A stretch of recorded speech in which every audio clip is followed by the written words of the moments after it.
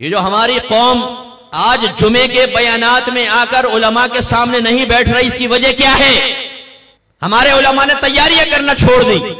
बहुत ही कम आपको ऐसे आलिम मिलेंगे जो हर जुमे के बयान की तैयारी के लिए कुरान खोलें, तफसीर खोलें, हदीस खोलें, शरा खोलें, फिक़ही इबारात निकालें, अकाबरीन की तालीमात का निचोड़ निकालें, तब एक मुदल्लल बयान बनाकर पब्लिक के सामने पेश करें। क्या जरूरत है? तकरीरों की किताबें ले ली, एक आयत की तफसीर देखी, बस बयान कर देंगे, आधा घंटा तो निकालना है। अब तो फकीर के लिए आधा घंटा निकालना कोई प्रॉब्लम ही नहीं है। यूं बयान शुरू करता हूं, यूं खत्म कर देता हूं।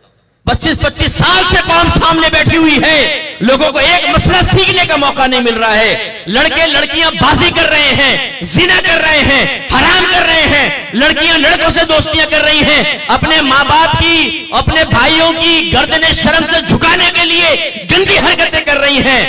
और यहां साहब बयान देख लें, पब्लिक कुछ चाह रही है, बयान इधर जा रहा है, पब्लिक की सोचें इधर जा रही है।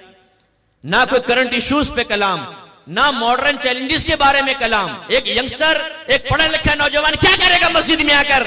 आपके सामने आधा घंटा बैठ के क्या करेगा? क्यों बैठे वो उस वक्त निकल कर आएगा जब आपके दूसरे खुतबे जुमे की अजान के लिए माइक में खड़खड़ खड़खड़ पैदा होती है ना। ये मखसूस और बड़ी महबूब सी आवाज नौजवानों ने यहां अपनी मेमोरी में फिट कर रखी है। ओ जुमे का टाइम हो गया, भाग के बस पहुंच जाते हैं। नमाज पढ़ी, फिर उसके बाद वो सुनन नवाफिल नहीं पढ़ते। आप देखें जुमे की नमाज खत्म होती है, हमारे नौजवानों को रश जूतियों पे ज्यादा नजर आएगा, जैसे 5-5 हजार के नोट बांट रहे हैं। क्यों भागते हैं वो? हमने बेजार किया है उन्हें, उलमा ने बेजार किया है, हमारे जुमे की नमाजें पढ़ाने वालों ने कौम को बेजार किया है दीन से। जब एक नौजवान की रिक्वायरमेंट भी पूरी नहीं होगी, वो क्यों आगे आके आपके सामने बैठेगा? हमने एक लिस्ट बनाई है कि आजकल नौजवानों के ये मसाइल हैं। मसाइल क्या हैं, इसके असबाब क्या हैं, इसका हल क्या है, हल पे इस्तिकामत कैसे मिलेगी, की है हमने तैयारी। क्यों आएगी कौम हमारे पास? फिर हमारा शिकवा, पता नहीं ये कौम आजकल उलमा को छोड़ चुकी है। अब देखो उलमा की कदर नहीं रही, कदर की नहीं जाती, कदर करवाई जाती है। आपने अपनी कदर करवाने के लिए क्या किया ये बताइए। कौम को बुरा भला कहने से बेहतर यह है कि मैं और आप अपने गरीबान में झांकें और अपने बारे में गौर तफक्कुर करें कि हमने कौम को क्या दिया। मैंने यूके में एक दफा वरासत के मसले बयान किए। जुमे का बयान था, मैंने वरासत के मसाइल बयान किए। एक शख्स मेरे पास आया, कहने लगा 63 साल हो गए, बूढ़े थे, 63 साल हो गए बयानात सुनते हुए, आज जिंदगी में पहली बार मिंबर से मैंने ये मसले सुने। ऐसी एक जगह मैंने तकदीर के मसाइल बयान किए, मसला तकदीर को बयान किया, उसकी अक़साम जिक्र की। एक 70 साल शख्स सामने आया, कहेंगे साहब दाढ़ी सफेद हो गई, 70 साल मेरी उम्र है और आज पहली मर्तबा मुझे मसला तकदीर समझ में आया।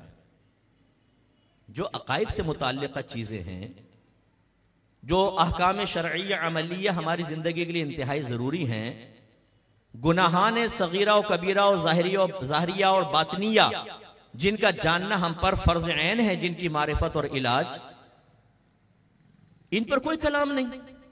संजीदगी के साथ, इस्तिकामत के साथ, एक तरतीब के साथ, एक रोड मैप बनाकर, नो।